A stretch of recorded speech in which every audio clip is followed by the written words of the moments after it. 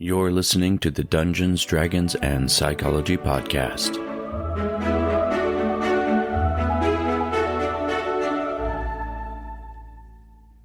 It's very likely, my cyclothids, that you are at least aware that races such as the Drow have come under scrutiny in recent years. I recently had an experience that led me to reevaluate my own stance on this topic, and in today's session I want to share with you what I've learned as a part of this process and see if we can address the problems with the Drow while maintaining some of the existing lore and literature surrounding them. I'm Robert Walker, author of Session 0, the DMG to Writing Great Campaigns in Any System, and this is my show, the Dungeons, Dragons, and Psychology Podcast, where I teach collaborative storytellers how to create memorable campaigns using psychology. So I want to share with you a story.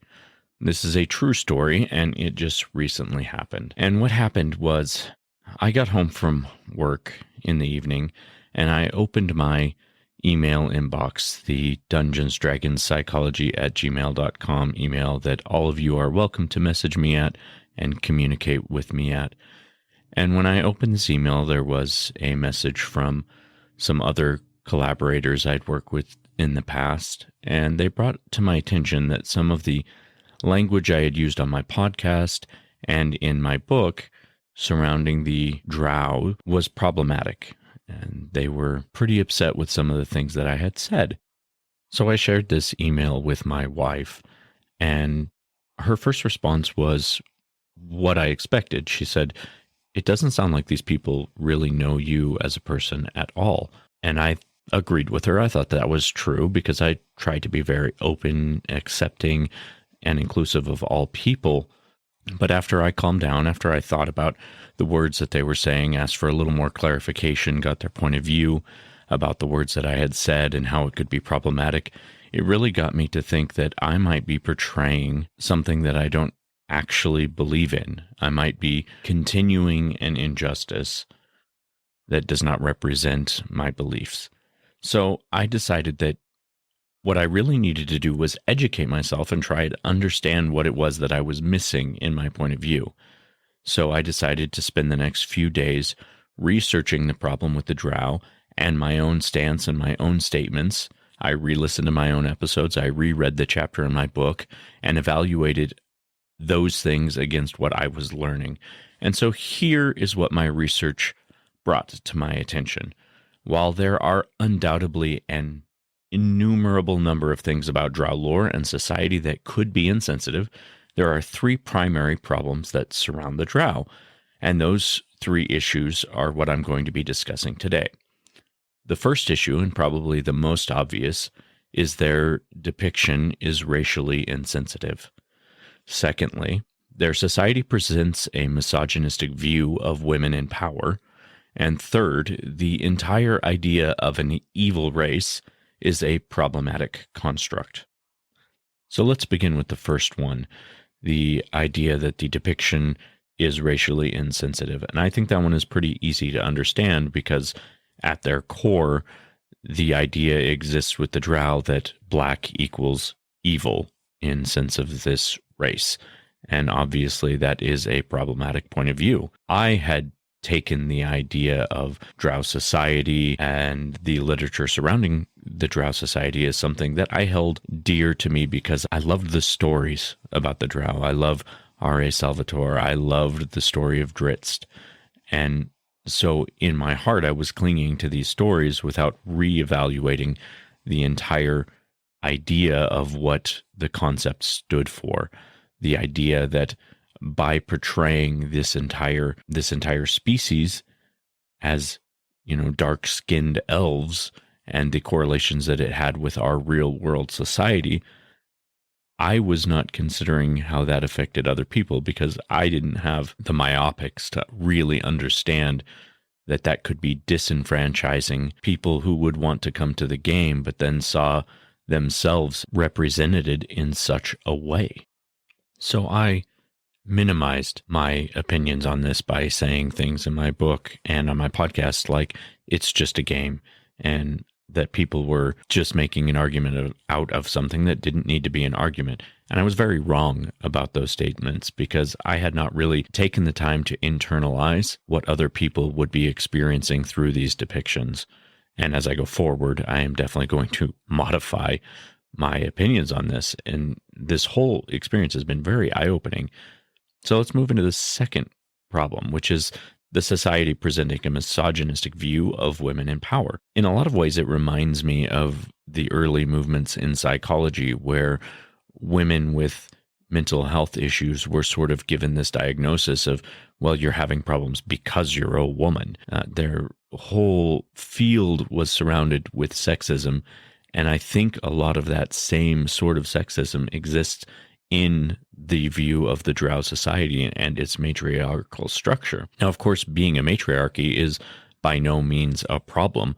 The problem is the way that the matriarchal society that was created for D&D was presented. It sort of has this idea that this is what will happen if women run a society. There'll be this very chaotic, very ridiculous sort of just problematic destruction and chaos and evil, and here's why women can't be in power. And it makes a farce of the idea of women being in power in a time where that is sort of what was held as a concept that was thought to be true. This is what the world would look like if women were in power. And of course, that's ridiculous. It's absurdity displayed in excess. And moreover, it propagates this idea that we don't need to have in our role-playing games, this idea that women in power would be a bad thing, because I think we've seen from our own history and our own world that it's not a bad thing. It's, in fact, a very good thing. We need more of that in our world. So let's take a look at this third idea, the idea that an evil race is a problematic construct in and of itself. And I believe that in my book and in my podcast, this is the concept that I was struggling to understand the most of these three constructs. And I think it's because I had spent so much time role-playing this game younger without, I suppose, a more enlightened point of view on this, that I just sort of believed that there should be certain races that were evil because then I know who I can swing my sword at. It wasn't about the problems that it presented culturally in this world. It was just about not informing myself about why this concept doesn't work and shouldn't be a part of the game to begin with. And here's where I was really getting this concept wrong in my book and on previous episodes of this show. I several times made the comment that, well, this should be okay because we can look at our own society, at people like the Nazis, and say that, well, they were evil, so people can be evil. But what I was neglecting in this idea is that what I was calling evil was a group of people, not people themselves, right? It was not a race of people that were evil. It was people who chose to be part of a specific group. And I believe that is where the distinction needs to be. And if I had taken the time to read in depth more of the changes that Dungeons and Dragons was making with their story, that is also the concept that they were embracing. It's also the concept that R.A. Salvatore was embracing. But I hadn't done the legwork of taking the time to understand that they were making a distinction between a race and a group. And that's what we need to do going forward. We need to understand that, yes, there is a way to still hold on to the literature that exists, the stories of Drizzt, the stories of Mesberanzan, and the worshippers who follow Loth, the Drow that have been corrupted by the evil spider goddess, are not representative of the race of Drow. They are a group of Drow. So probably the most embarrassing thing for me to admit and to bring all of this information to you is that I would have been on this page entirely in the first place if I had just done the research that I should have been doing from the get-go. I didn't understand that they had clarified that there were now 3 different sects of Drow. The ones that we are detailed in R.A. Salvatore's novels are a group called the Unidrow. They're the ones that became tainted by the demon Loth's teachings. But there's also the Avendrow, who live in the frozen north, and there's the Lorendrow, who are a jungle-dwelling group that exist in the harmony of the forest. It's a group that was evil. It's not the race that was evil. Another way that they have been able to correct this is across all races, they're changing racial ability modifiers, and they're allowing players to put those points wherever they wish. They're saying that races are not defined by a certain set of characteristics. A person is defined by the choices that they make, and that's such a big difference that doesn't really affect the game and the way that I had ever played it in the past. It still incorporates all of these things that I loved the entire time, and I was being hesitant to embrace these changes simply because I was being stubborn and entitled in my opinion. And that's not how I want to represent myself on this show or in my book. So going forward, these are changes I want you to know that I have embraced, I am coming to understand, and I will continue to research and continue to explore the areas where I might have been culturally insensitive, and I will continue to let you know when I've made a mistake, because I think an important part of growth is sharing with you, my listeners, that I am making these changes and that things I've said in the past are unrepresentative of who I am as an individual. So with all that said, let's go ahead and move on to tricks of the trade. For today's tricks of the trade, what I want to do is I want to talk about some ways that you can try to be more inclusive in your gaming group or in your storytelling community. And so the first idea I will give to you is to challenge stereotypes. There are definitely some stereotypes that exist within D&D, such as dwarves like to drink, or elves are very high-minded, humans are always rushing to do things because their lives are so short. But try and subvert some of these ideas in your narration. Give these different individuals a different point of view.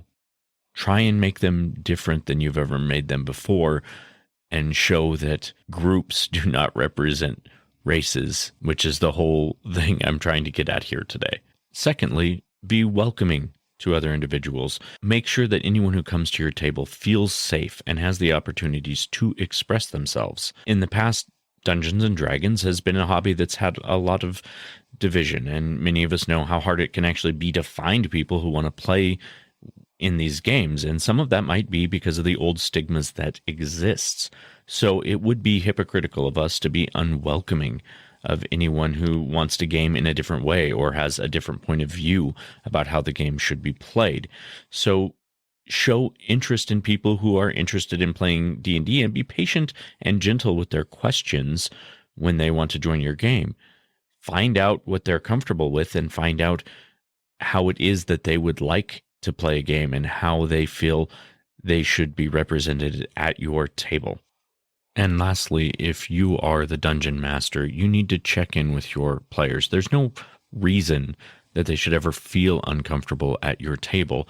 And as a dungeon master, it's always going to be your responsibility to make sure that a situation doesn't go too far. If your players look or act like they're feeling uncomfortable by another player's actions or by part of the narration that you're telling, it's your job as a dungeon master to stop that. There's also the opportunity to learn from that moment if you allow the other person have the comfort to speak and voice their opinion as to why they don't want to have that involved in the game that they're going to be in. And you and your players take the time to listen to that opinion. It gives you the opportunity to have a learning moment about what it means to be inclusive, and that inclusivity can lead to personal growth, not just for you, but for your entire gaming table. So that is all for today, my cyclothids. Thank you for joining me on this episode, and I appreciate your taking the time to listen to what I feel is one of the more important episodes that I have put out. I did want to remind you all that we will be continuing season 1 until October 30th, will be our last episode of season 1, and then we will be taking a break until the first of the year. I'm going to be doing some reformatting of the show, adding a new segment called Knowledge Check, where we're going to be delving a little further into the psychology of the situations that we're talking about in our main topic, and really getting more into the heart of what I want this show to be. So I'm excited to see those changes happen, but bear with us during the break when we take it between October 30th and January 1st. Just a quick reminder that you can find my book on Amazon, and there is a link in the show notes. And please, if you haven't checked it out yet, give me the opportunity to be on your nightstand or on your bookshelf, and do me a favor, help this show continue by either getting that on Amazon on your Fire or ordering a paperback copy. I would really appreciate it. Thank you so much, and we'll see you all next session.